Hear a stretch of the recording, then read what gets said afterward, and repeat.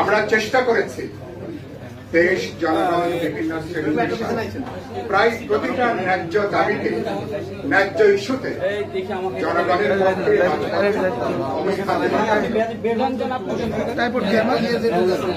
পক্ষে একটু সহযোগিতা করেন মেহরবানি করে। একটু আমি ক্ষমা চেয়ে নিচ্ছি, খুব ছোট জায়গাতে আমাদেরকে আয়োজনটা করতে হয়েছে। আর উপরে আমাদের অফিসটা চারতলায় পার্টি অফিস, আর কেউ কেউ হয়তো অনেকেই ওখানে আছেন। আমি খুব সংক্ষেপে দু তিনটা কথা বলে শেষ করব। এই 20 বছরে আমাদের যে অভিযান, সেখানে আপনারা আমাদেরকে রাজনৈতিক ভাবে যে সমর্থন জুগিয়েছেন, নৈতিক ভাবে আপনারা যে সমর্থন জুগিয়েছেন, বিভিন্ন প্রগতিশীল গণতান্ত্রিক বাম দেশপ্রেমিক যারা রাজনৈতিক দল সংগঠন ভিত্তি করে, আমি আজকে 20 বছর পরে আমি সেই জন্য আপনাদেরকে পার্টির পক্ষ থেকে আমাদের আপনারা যে সহযোগিতা দিয়েছেন তার জন্য আমরা প্রথমে ধন্যবাদ জানাই, অভিনন্দন জানাই। আমরা প্রায়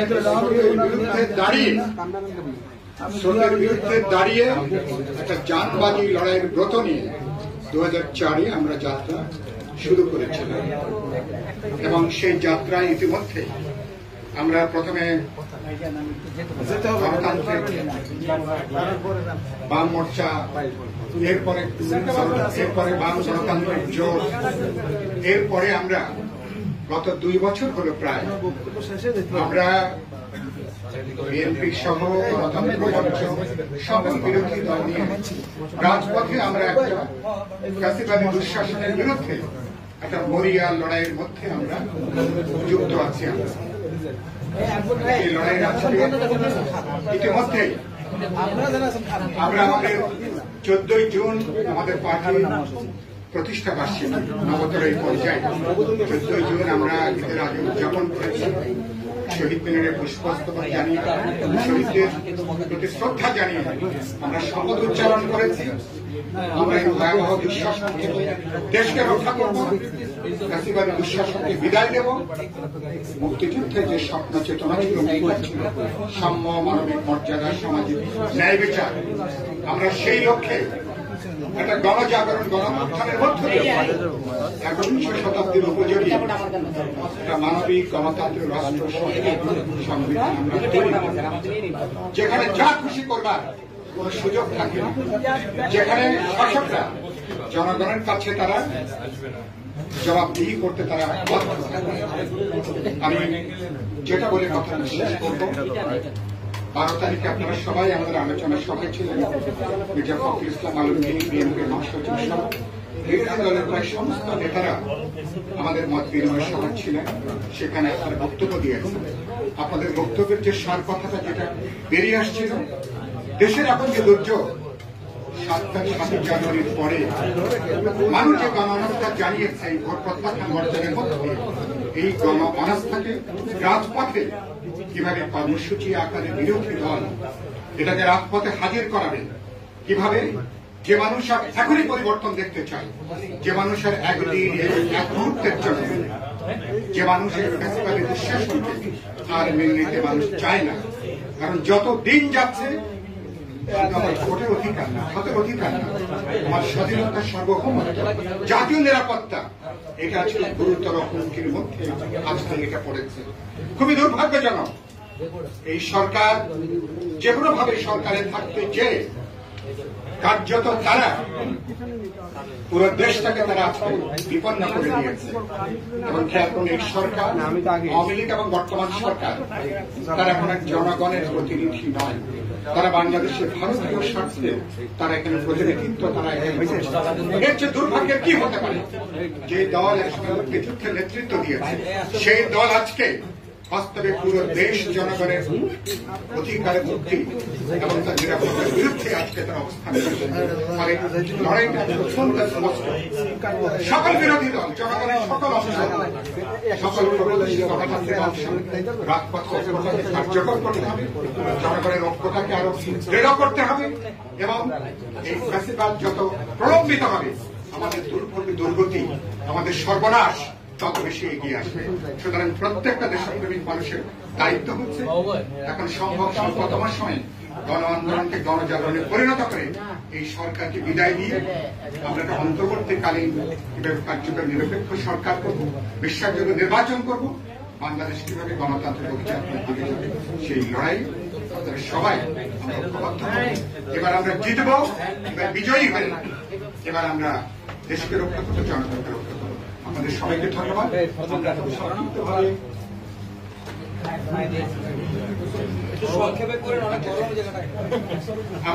আমরা এখন খুব এখানে জায়গাটা খুব ছোট হয়েছে। এখানে বিএনপির মহাসচিব শুভেচ্ছা এখানে আছেন, তারা একটু অল্প অল্প করে তারা একটু জানাবেন। আমি আপনাদের এইটুকু কষ্ট করবার জন্য আমি আপনাদের অনুরোধ করছি, সবাইকে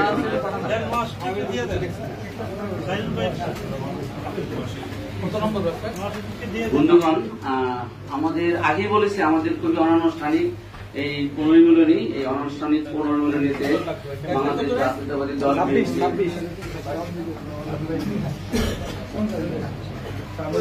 মহাসচিব সহ জাতীয় নেতৃবৃন্দ উপস্থিত হয়েছে। আমরা অভিনন্দন জানাই। এখন আমি শুভেচ্ছা জানানোর জন্য অনুরোধ করছি বাংলাদেশ জাতীয়তাবাদী দল বিএনপি ভাইস চেয়ারম্যান জনাব শামসুজ্জামান জুয়েল। শুভেচ্ছা জানাচ্ছেন জনাব শামসুজ্জামান জুয়েল।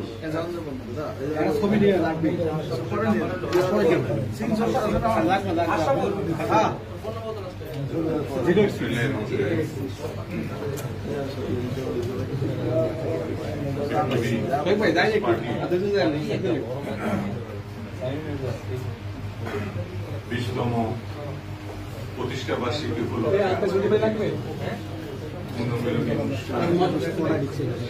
অনুষ্ঠানে বিএনপির সরকারি মহাসচিব বারবার বাংলাদেশের কারা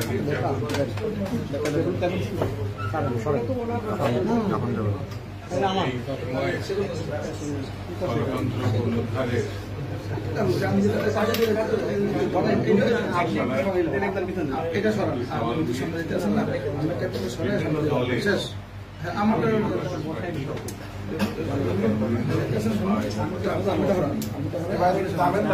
আমি বক্তৃতা করছি না, শুধু এতটুকু বলি, শুভেচ্ছা এই জন্য আমি জানাই শত নির্যাতনের মধ্যে বিপ্লবী ওয়ার্কার্স পার্টি একটি স্বতন্ত্র ভূমিকা পালন করছে।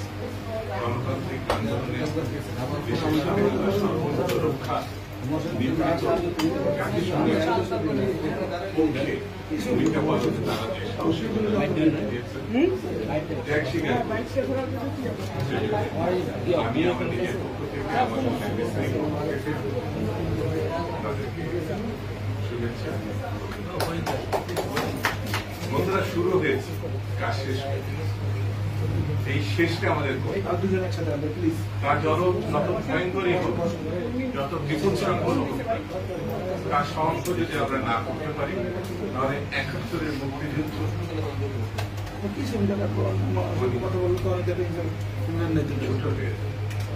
যে জাতি স্বাধীনতা অর্জন করে সেই জাতির স্বাধীনতা রক্ষা করবে, এটাই স্বাভাবিক। তার জন্য যত ত্যাগ স্বীকার করা, আমি নিশ্চিত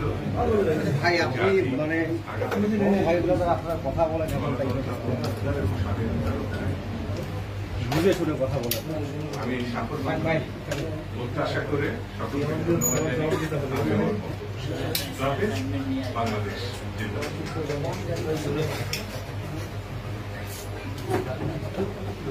ধন্যবাদ। এখন শুভেচ্ছা বিনিময় করবেন গণফোরামের সংগ্রামী সাধারণ সম্পাদক প্রখ্যাত আইনজীবী অ্যাডভোকেট সুব্রত চৌধুরী।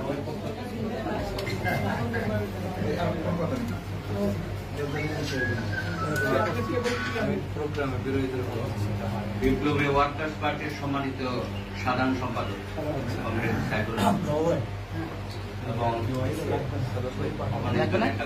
আমি শুভেচ্ছা জানাই। আমি একজন ইন্টেলেকচুয়াল হিসাবে চিন্তা কারণ উনি যে রাজপথের এখন নেতৃত্ব দিচ্ছেন জাতিকে, এই জন্য আমি গুরুত্ব দিই।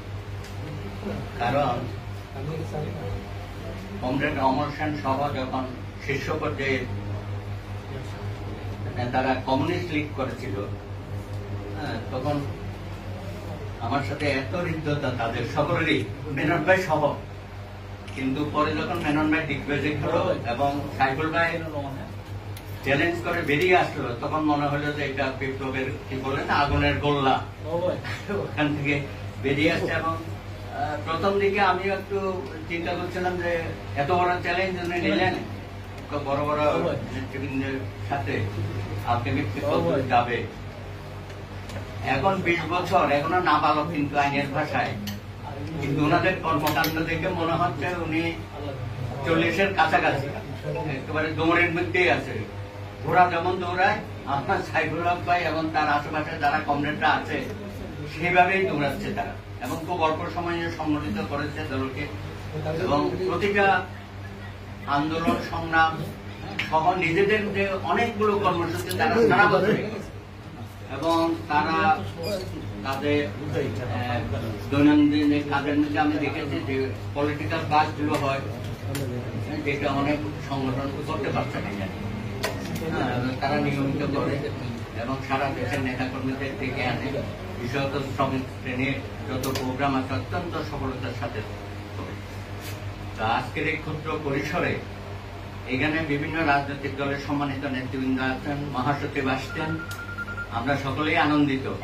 তবে আলোচনাগুলো আমার কাছে অনেকটা জগা খিচুড়ি মনে হয়, সবাই যার যার বক্তব্য দিতে থাকে। এখানে আসল যে আমাদের এখনই যেটা করা দরকার সেখান থেকে আমরা দূরে সরে যাচ্ছি, তা আমরা তার সময় দিতে চাই না। এখন যে অবস্থা হাসিনার যে কোনো মুহূর্তে পড়ে যাবে, আপনি ধাক্কা না নেন সে কিন্তু থাকছে না। সুতরাং আপনি ধাক্কা দেওয়ার জন্য কেন কর্মসূচি আমরা দিয়ে মাঠে নামতেছি, এটাই উপযুক্ত সময়। সুতরাং আমি মনে করি যে আমরা সময় নষ্ট করতে চাই না সব দিক থেকে। ও যতদিন ক্ষমতায় থাকবে রাষ্ট্রটাকে আরো খেয়ে ফেলবে। এমনি তো আপনি বলেছিলেন না, খাবলা করেছে, ওই যে আনানকে যেভাবে মেরেছে না, টুকরা টুকরা করে সার বের করে ফেলেছে, এখন বাংলাদেশটাকে আনারে পরিণত করেছে। এখান থেকে আমরা মুক্তি চাই। ধন্যবাদ প্রখ্যাত আইনজীবী অ্যাডভোকেট সুব্রত চৌধুরীকে। বন্ধুগণ, প্রচন্ড গরম লাগছে, এসি পুরোটা কভার করতে পারছে না, আমরা তারপরও আছি, অনুষ্ঠান চলবে। আমি এখন শুভেচ্ছা বিনিময় করার জন্য অনুরোধ করছি বাংলাদেশ জাতীয়তাবাদী দল বিএনপির সংগ্রামী মহাসচিব, রাজপথের লড়াকু সৈনিক, এই ফ্যাসিবাদ বিরোধী আন্দোলন করতে যে তিনি বারবার এই ফ্যাসিবাদের যে যিনি দূষর তাদের নির্যাতনের শিকার হয়েছেন, আমাদের সকলের এই মুহূর্তে প্রতিনিধিক জনাব মির্জা ফখরুল ইসলাম আলমগীর এখন আপনাদের সামনে শুভেচ্ছা বিনিময় করবেন।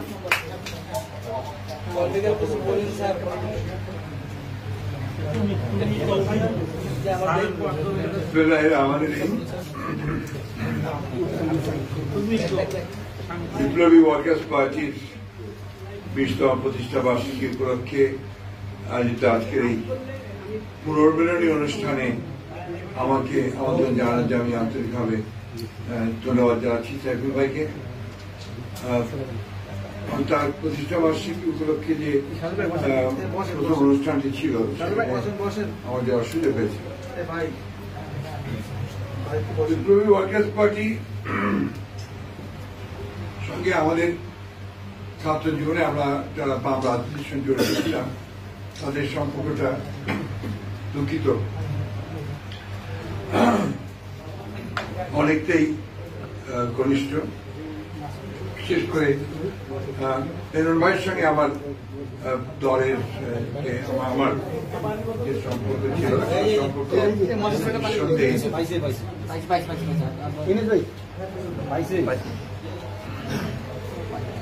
অনেক পুরনো।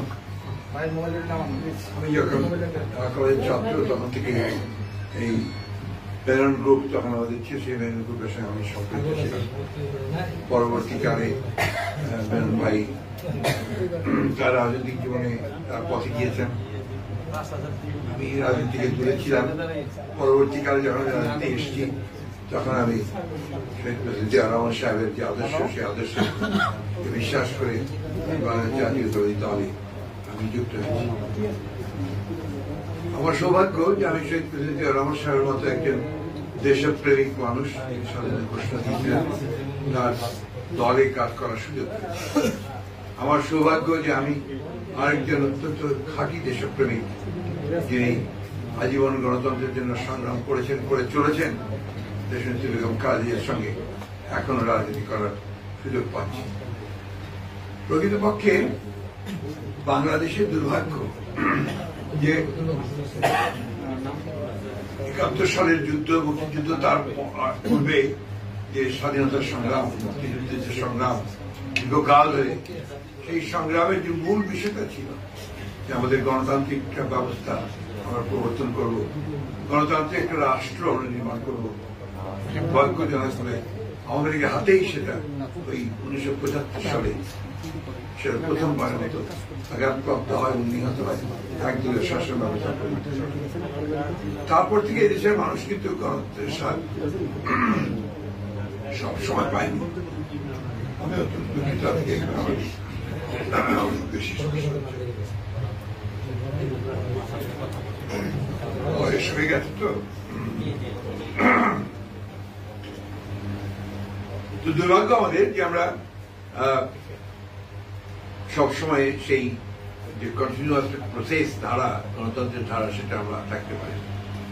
আমরা আবার পরিবর্তন হয়েছে, স্বৈরাচার এসেছে, স্বৈরাচার থেকে মুক্তি পাওয়ার জন্য এই দেশের মানুষ আবার সংগ্রাম করেছে, ছাত্র লড়াই করেছে এবং স্বৈরাচার থেকে দুর্নীতি দেশত্ব খালেদা জিয়ার নেতৃত্বে।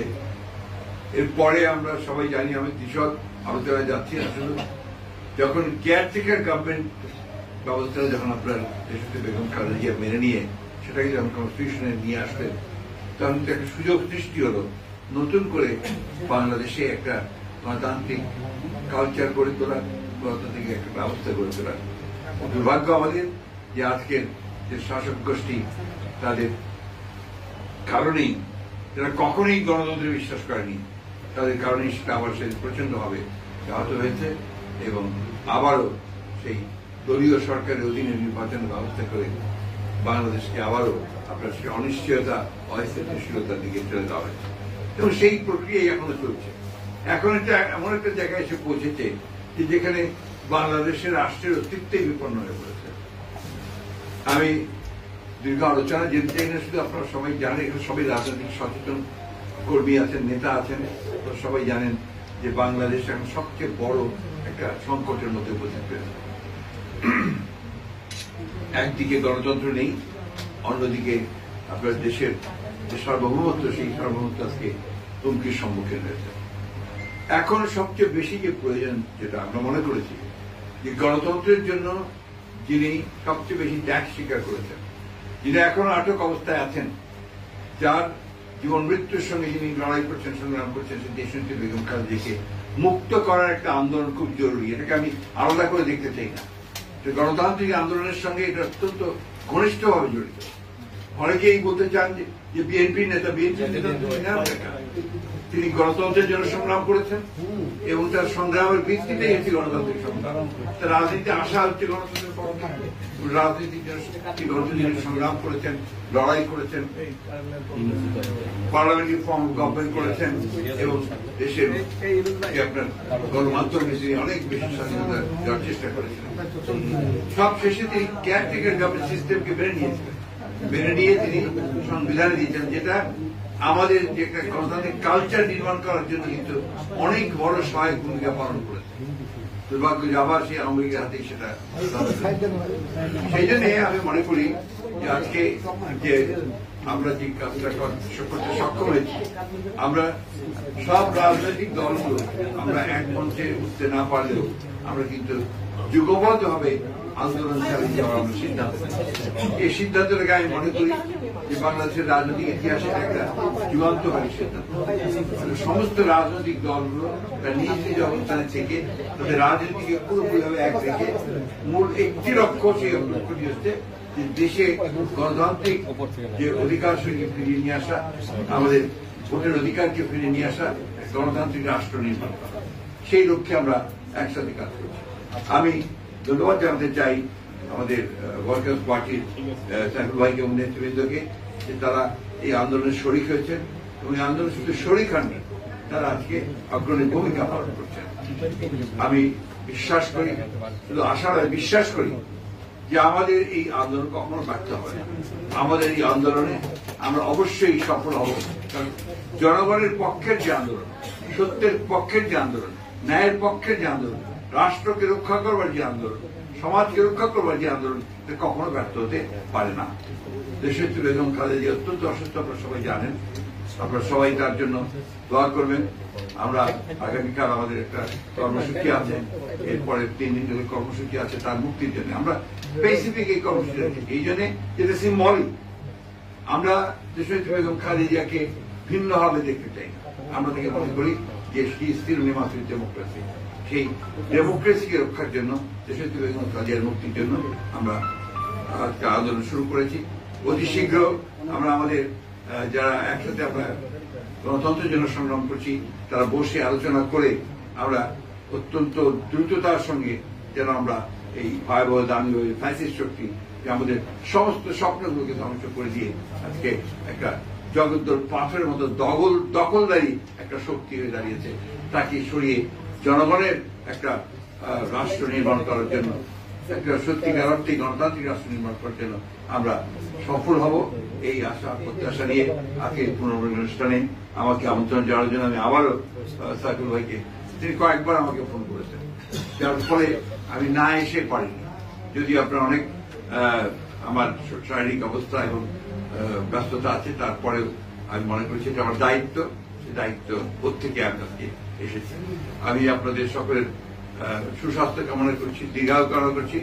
বিপ্লবী ওয়ার্কার্স পার্টি অতি অল্প সময়ের মধ্যে, যেটা দাদা বলছিলেন আর কি, যে খুব দ্রুততার সঙ্গে তারা তাদের অবস্থান জানান দিচ্ছেন এবং তারা আরো শক্তিশালী হবেন, জনগণকে ঐক্যবদ্ধ করে কাঙ্ক্ষিত লক্ষ্যে পৌঁছানোর জন্য তারা আরো কাজ করতে পারবেন।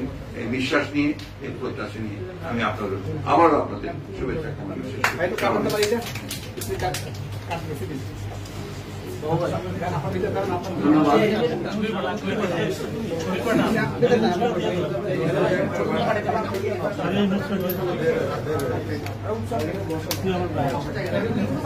ধন্যবাদ।